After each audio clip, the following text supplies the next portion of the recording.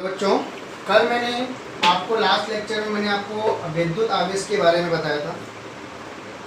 Class 12 का chapter number 1 आपको मैंने लास्ट लेक्चर में विद्युत आवेश के बारे में बताया हुआ था। आपको विद्युत आवेश के बारे में क्या क्या बताया था, विद्युत आवेश की परिभाषा बताई थी, विद्युत आवेश संरक्षण का नियम बता दिया था। ये सब मैंने आपको डिस्क्रिप्शन करके मैंने आपको बता दिया था। आपको ये भी बताया था सर कि मैंने आपको बोला था कि लास्ट लेक्चर बोला था कि आज मैं आपको ये बताने वाला था कि विद्युत कोई भी गोला हो उस गोले पर आवेश कैसे प्रतिस्थापित करते हैं। अब बात ये आती है, जैसे इसका क्वेश्चन आता है, पूछा जाएगा भाई आपको अगर आवेश के बारे में पढ़ना है तो आप लास्ट वीडियो आप देख सकते हो। जैसे आपको पूछा जाएगा भाई, क्वेश्चन पूछा जा सकता है कि किसी दो गोलों को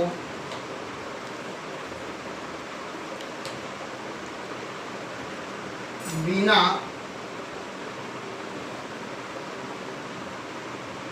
स्पर्श किए आवेशित कीजिए। अब बात में अभी आती है कि कैसे होगा, ध्यान देना। जैसे आपको बता देता हूँ, इसका दो क्वेश्चन से आप लिखा है, दो गोला, एक गोले का भी आएगा, मैं आपको आगे बताऊंगा। पहले हम दो गोले की बात करते हैं। जैसे इसमें दो गोले हैं, मान लो एक गोला ए और एक गोला बी। मैंने आपको जैसे दो गोले ले लिए, ए और बी। आपको मैंने लास्ट लेक्चर में एक वर्ड बताया था कि कोई भी पदार्थ हो, वह पदार्थ आवेश की दृष्टि से उदासीन होता है। चलो, आवेश की दृष्टि से उदासीन होता है, अर्थात क्यों? क्योंकि मैंने बताया था इसमें 3 मोलकर पाए जाते हैं, इलेक्ट्रॉन, प्रोटॉन और न्यूट्रॉन।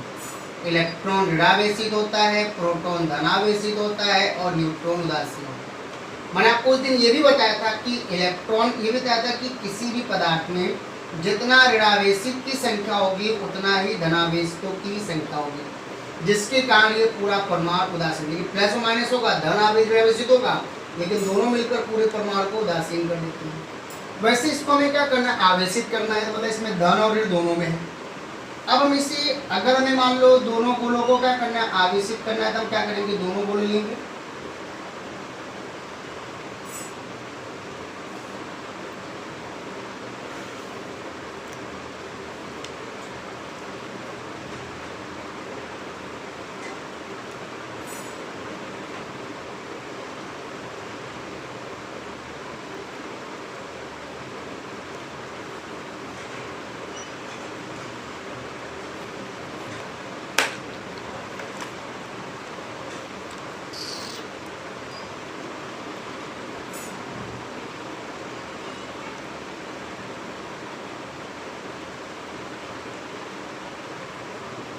ये गोला आपका ए है, ये आपका बी है। सब में मैंने आपको एक साथ बना दिया, फिर समझा रहा हूँ। जैसे मैंने सबसे पहले क्या बोला कि क्वेश्चन ये, किसी भी दो गोले को बिना स्पर्श किए आवेशित कीजिए। मैंने क्वेश्चन अनुसार बना दिया। हमने पहले दोनों, सर्वप्रथम क्या किया, दोनों गोलों को हमने स्पर्श करा के रखा। इसके बाद इसके पास हम एक कांच का धनावेशित टुकड़ा ले जाएंगे। इन दोनों गोलों जो स्पर्श के, इनके पास क्या रखेंगे, धनावेशित कांच का टुकड़ा या कांच का प्लेट। इन दोनों गोलों के पास हम एक धनावेशित कांच का प्लेट रखेंगे। अब ये प्लेट रखने पर याद है मैं आपको बताया था, इसमें आवेश में दो बल लगता है, आकर्षण और अपाकर्षण। मैंने बताया था कि अगर दोनों समान आवेश हो तो अपाकर्षण, और अगर विजातीय आवेश हो, प्लस और एक माइनस, तो आकर्षण। तो देखो ये क्या है, प्लस है, इसका मतलब ये माइनस को आकर्षित करेगा, प्लस को अपाकर्षित, मतलब ए को यहाँ पे वो माइनस को क्या करेगा, आकर्षित करेगा, और प्लस को वह क्या करेगा, अपाकर्षित करेगा। अब हम क्या करेंगे, दोनों गोलों को, जो कांच का टुकड़ा उसको रखेंगे, नो डाउट्स। अब हम क्या करेंगे कि दोनों गोलों का जो स्पर्श था उसको हटा देंगे। हटाने पर क्या होगा, यहाँ पे अपने को ऋणावेशित मिल जाएगा और यहाँ पे अपने को धनावेशित मिल जाएगा। एक बार वापस समझ लो। सबसे पहले दोनों गोलों को स्पर्श करा के रखा, फिर हमने क्या किया, दोनों गोलों के पास एक कांच का प्लेट रखा, कांच का प्लेट रखने पर क्या करेगा, प्लेट ए जो आपका कांच का प्लेट वो ऋणावेशित को आकर्षित करेगा और धनावेशित को अपाकर्षित करेगा, जिससे यहाँ पे माइनस और यहाँ पे प्लस आ जाएगा। फिर हमने दोनों के स्पर्श को हटा दिया, हटाने पर यहाँ संपूर्ण ऋणावेशित और यहाँ पे संपूर्ण धनावेशित प्राप्त होगा। फिर हम क्या करेंगे, कांच के गोले को, जो कांच का प्लेट उसको हटा दिया, हटाने पर क्या होगा, ये ऋणावेशित आकर्षित होना बंद हो जाएगा, जिससे पूरी तरह वह ऋणावेशित फैल जाएगा और इसमें संपूर्ण क्या हो जाएगा, धनावेशित फैल जाएगा। और अपने को दोनों गोले क्या हुए, बिना स्पर्श किए दोनों क्या हुए, आवेशित हो गया, एक ऋण और एक धन। वापस सुन लो, दोनों गोले एक दूसरे को, ए और बी दोनों गोलों को हमने स्पर्श कराया, स्पर्श करा के दोनों के क्या करूँ, उनके पास एक कांच का प्लेट रखा, वो भी धनावेशित, जिससे वह ऋण को अपनी ओर आकर्षित करेगा और धन को अपाकर्षित करेगा। फिर दोनों गोलों के स्पर्श को हटा देंगे, दोनों गोलों के स्पर्श को हटा देंगे, हटाने पर क्या होगा सर, दोनों गोलों के स्पर्श को हमने हटा दिया, हटाने पर क्या, उसमें संपूर्ण ऋणावेशित, इसमें संपूर्ण धनावेशित। फिर हमने क्या किया कि कांच का प्लेट हटा लिया, जिससे ये जो ऋणावेशित था इसको क्या करेगा, संपूर्ण वितरित हो जाएगा, जिससे इसमें संपूर्ण ऋणावेशित और इसमें संपूर्ण धनावेशित। अगर यही अपने को यहाँ पे ए को धन और बी को ऋण बनाना हो, कुछ नहीं करना, ये प्लेट यहाँ ऋणावेशित, यहाँ ऋणावेशित लोगे तो यहाँ धनावेशित और यहाँ पे क्या हो जाएगा, ऋणावेशित, फिर यहाँ पे धनावेशित ऋणावेशित सब कुछ हो जाएगा। अब ये तो दो गोले का था। इसी प्रकार क्वेश्चन आता है कि किसी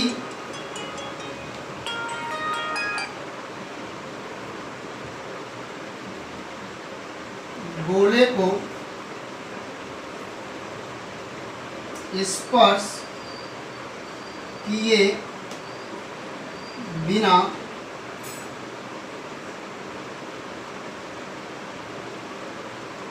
आवेशित कीजिए। तो कुछ नहीं है, सब कुछ ऐसे ही करना है, ध्यान देना। अब यहाँ एक ही गोला है, दो गोले नहीं लेना है। ये मैं आपको आकृति बना लेता हूँ।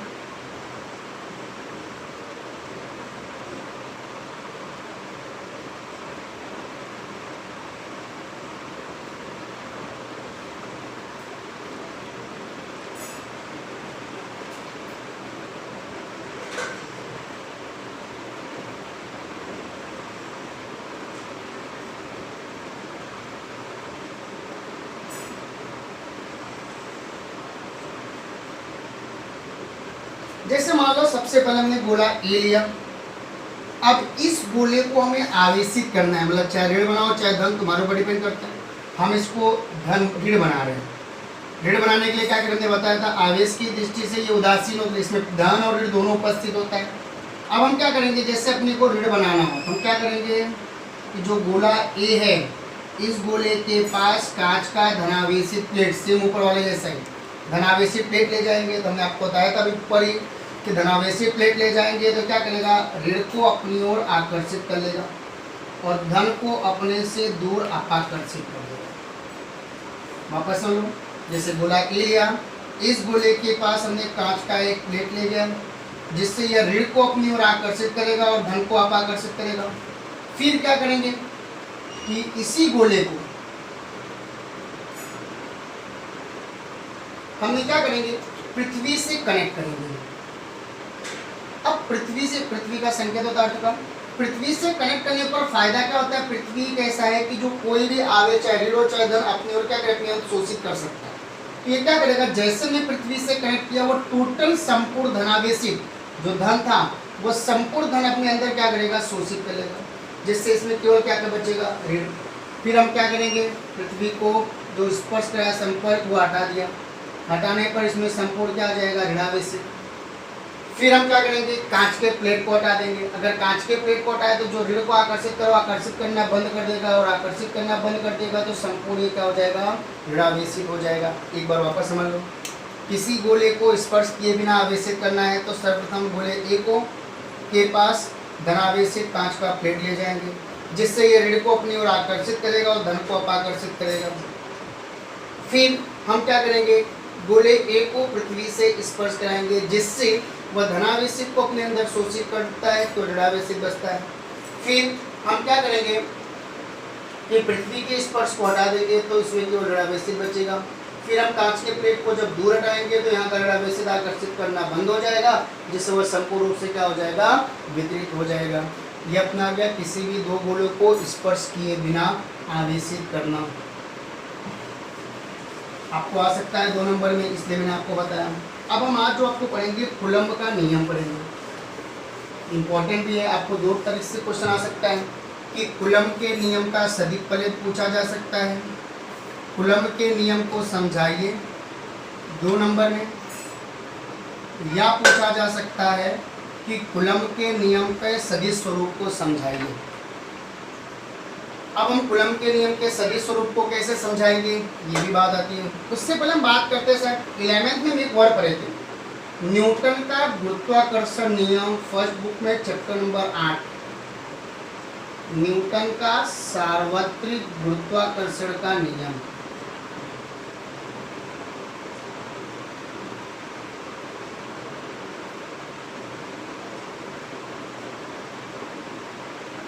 अब आपको याद हो वहां पे पढ़े थे कि ब्रह्मांड में कोई भी 2 पिंड हो, उन दोनों पिंडों के बीच कौन सा बल लगता था, गुरुत्वाकर्षण बल लगता है। क्यों लगता था, क्योंकि पिंड के अंदर द्रव्यमान होता है, द्रव्यमान के कारण जो बल लगता है उसे हम कहेंगे न्यूटन गुरुत्वाकर्षण बल। तो वहाँ पे हम पढ़े भी हैं कि कोई भी 2 पिंड हो, उन दोनों पिंडों के बीच जो लगने वाला गुरुत्वाकर्षण बल था वह उन दोनों पिंडों के द्रव्यमानों के गुणनफल के समानुपाती होता है। माने द्रव्यमान बढ़ेगा तो बल भी बढ़ेगा, द्रव्यमान घटेगा तो बल भी घटेगा। दूसरा, उनके बीच की दूरी के वर्ग के विलोमानुपाती होता है। समीकरण 1, समीकरण 2 दोनों को मिक्स करेंगे तो F प्रपोर्शनल आता था m1 m2 upon r square आता था। अगर यही हम प्रपोर्शनल हटाए तो अचलांक लगता था, अचलांक क्या लगता था, g, जिसको हम कहते थे सार्वत्रिक गुरुत्वाकर्षण नियतांक। इसकी कीमत भी पढ़े थे 6.67 × 10⁻⁻11 न्यूटन मीटर स्क्वायर पर कूलम्ब स्क्वायर। अब बात में यहाँ आती है साहब, सेम ऐसे न्यूटन के सार्वत्रिक गुरुत्वाकर्षण का नियम ना पढ़ के मुझे कूलम्ब का नियम पढ़ेंगे। सब कुछ ऐसे ही करना है, बस अंतर्वाल द्रव्यमान के कारण गुरुत्वाकर्षण बल लगता था। तो कूलम्ब ने बताया कि अगर कोई 2 स्थिर आवेश हो, जैसे 2 स्थिर आवेश, एक लिया Q1 और एक लिया Q2, तो इन दोनों के बीच कौन सा बल लगेगा, वैद्युत बल लगेगा। अब वैद्युत बल हमने आपको बताया था 2 प्रकार का होता है, आकर्षण और अपाकर्षण। तो तुम्हारा कोई भी हो, दोनों के लिए एक ही रूल। हमने बताया कि कूलम्ब ने बताया कि कोई भी 2 आवेश हो, उन दोनों आवेशों के बीच कौन सा बल लगता है, वैद्युत बल लगता है। आपको मैंने लास्ट लेक्चर में बताया था कि कूलम्ब की खोज 600 ईस्वी को पहले हो चुकी थी, लेकिन सबसे इसका पूरा डिस्क्रिप्शन इसके बारे में पूरा कूलम्ब ने बताया। इसलिए आवेश का मात्रक हम कूलम्ब भी जानते हैं। आपको उन्होंने बताया था कि कोई भी 2 स्थिर आवेश हो तो उनके बीच वैद्युत बल लगेगा। उन्होंने बताया कि कोई भी 2 स्थिर आवेशों के, जैसे 2 आवेश लिया Q1 और Q2, इनके बीच की दूरी क्या ली, r। तो उन्होंने बताया था कि कोई भी 2 स्थिर आवेशों के बीच लगने वाला वैद्युत बल उनके आवेशों के गुणनफल के समानुपाती और उनके बीच की दूरी के वर्ग के विलोमानुपाती होता है। इसका मतलब है कि अगर सेम टू सेम लग रहा है, मैंने आपको वापस समझ लो क्या बोला, कूलम्ब ने बताया था कि कोई भी 2 स्थिर आवेश हो, उन दोनों आवेशों के बीच लगने वाला विद्युत बल उनके आवेशों के गुणनफल के समानुपाती और उनके बीच की दूरी के वर्ग के विलोमानुपाती। इसका मतलब है आवेश का मान बढ़ेगा तो बल का मान बढ़ेगा, आवेश घटेगा तो बल भी घटेगा। दूरी में बात करें तो दूरी बढ़ेगी तो बल का मान घटेगा और दूरी घटेगी तो बल का मान बढ़ेगा। लेकिन हाँ, स्क्वायर होने का मतलब है दूरी में थोड़ा भी परिवर्तन हुआ तो बल में बहुत ज़्यादा परिवर्तन। जैसे दूरी मान लो 2 गुना बढ़ा है तो 2 का स्क्वायर 4, तो बल कितना गुना घटेगा, 4 गुना घटेगा। अब इसको सॉल्व कैसे करेंगे, तो वही करेंगे जब जैसे ही बताया था, समीकरण 1 और समीकरण 2 को संयुक्त करने पर, संयुक्त माने मिलाया है, जोड़ा नहीं, संयुक्त करने पर आपका बनेगा F और F, F बन जाता है प्रोपोर्शनल, इसको लिख सकते हैं Q1 Q2 upon R square. आपको मैंने बात करते हैं ये जो प्रोपोर्शनल है, अगर हम यहाँ प्रोपोर्शनल वहाँ पे हटा दें अचलांक जी, तो यहाँ पे अचलांक लगेगा K, वो भी स्मॉल के याद रखने का।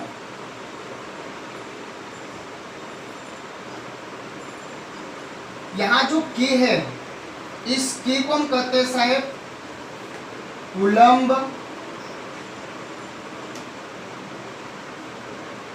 अचलांक। इसकी अगर कीमत पूछी जाए तो इसकी कीमत होती है 1/4πε0, या सवाल लगाते समय कीमत पूछी जाए तो 9×10⁹ न्यूटन मीटर स्क्वायर पर कूलम्ब स्क्वायर होता है। वापस सुन लो, कूलम्ब का अगर पूछा भाई कूलम्ब की को कूलम्ब अचलांक बोलते हैं, जिसकी कीमत होती है 1/4πε0 या 9×10⁹ न्यूटन मीटर स्क्वायर पर कूलम्ब स्क्वायर।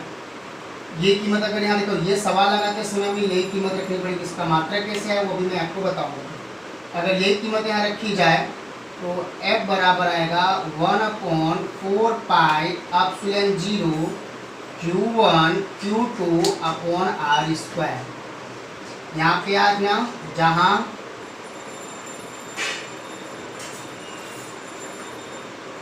के को हम क्या कहते, जो ε0 है इसको कहते हैं निर्वात की परमिटिविटी।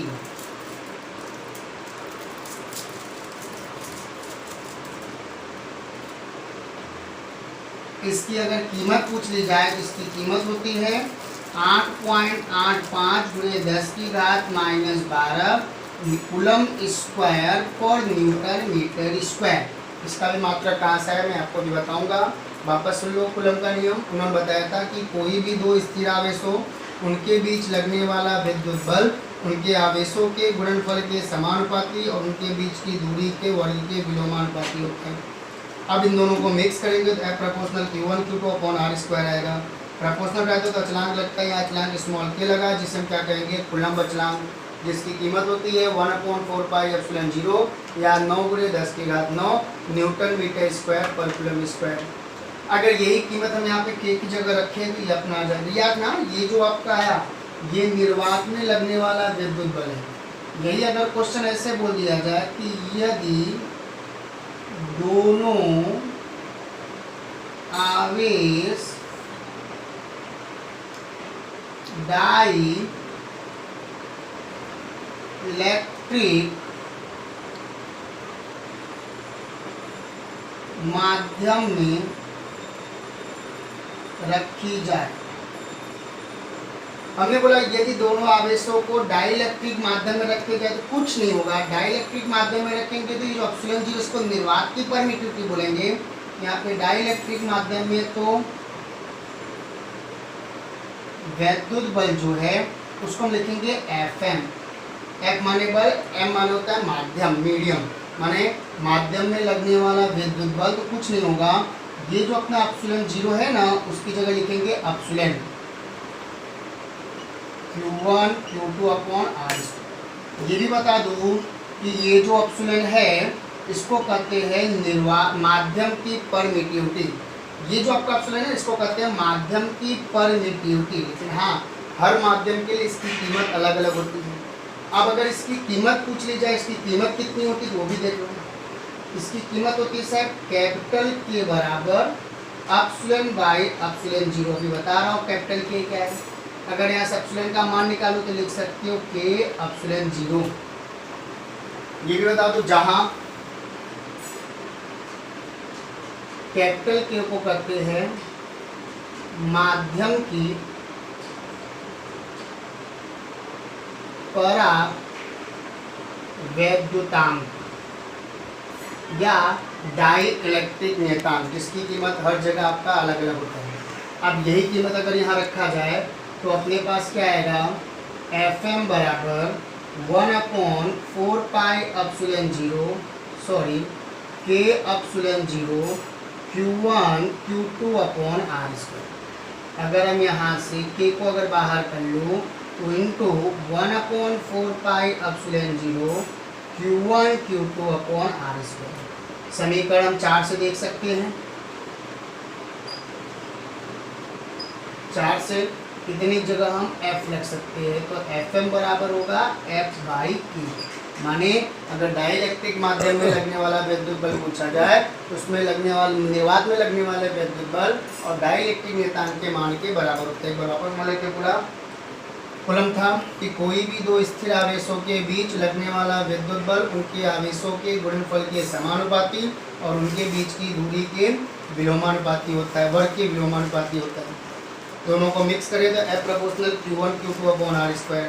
प्रोपोर्शनल करेंगे तो अचलांक क्या लगेगा K, जहाँ K को क्या कहेंगे कूलम अचलांक। K बराबर आपको होता है 1/4πε0, जिसकी कीमत होती है 9×10⁹ न्यूटन मीटर स्क्वायर पर कूलम स्क्वायर। अगर हम यहीं पे यही कीमत हम चाहे तो यहाँ रख दिया तो ये आपका आ जाएगा, जहाँ एप्सिलॉन 0 को कहते हैं निर्वात की परमिटिविटी, जिसकी कीमत ये होती है। अगर ये डाइलेक्ट्रिक माध्यम में हो जाए तो यहाँ पे एप्सिलॉन 0 की जगह एप्सिलॉन आएगा, जिसे माध्यम की परमिटिविटी बोलते हैं, जिसका फॉर्मूला होता है K बराबर एप्सिलॉन बाई एप्सिलॉन 0। अगर एप्सिलॉन मान निकाले तो K एप्सिलॉन 0 ये कीमत रख देंगे, K बाहर ले लिया तो इतनी जगह मैं रख देंगे, ये आपका हो गया। कभी कभी 2 नंबर में पूछा जाता है कि K का मात्रक और बीमा बताइए। K और एप्सिलॉन 0 जो है ना आपका निर्वात की परमिटिविटी और कूलम का चलान, उसका अपने को मात्रक और बीमा पूछा जा सकता है, वो भी मैं आपको बता देता हूँ। पहले हम K का मात्रक और बीमा पढ़ेंगे। देखो मात्रक और बीमा निकालना कोई नया रूल नहीं है, अपनी 11th में चैप्टर बीमा का नाम पढ़े थे, चैप्टर 2, तो वही अपने को पढ़ना है। अब हम कैसे करेंगे, अपने वहाँ पे कुछ नहीं करते, याद होगा कि पहले फॉर्मूला लिखते हैं, फॉर्मूला याद हो तो अपने आराम से हम क्या कर सकते हैं, उसकी बीमा लिख सकते हैं। कैसे लिखोगे, अपने याद अभी बताया था, विद्युत बल का फॉर्मूला अपने को क्या बताया था,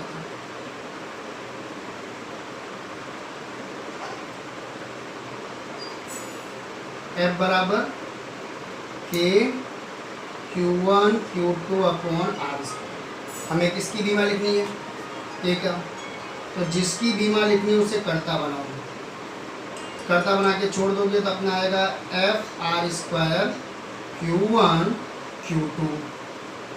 बात ये भी आती है K बराबर आपका जैसे में विद्युत बल K का निकालना था, K बराबर आएगा F R square upon Q1 Q2। अब हमें इसका मात्रक और बीमा लिखना है, सबसे पहले मात्रक लिखना है।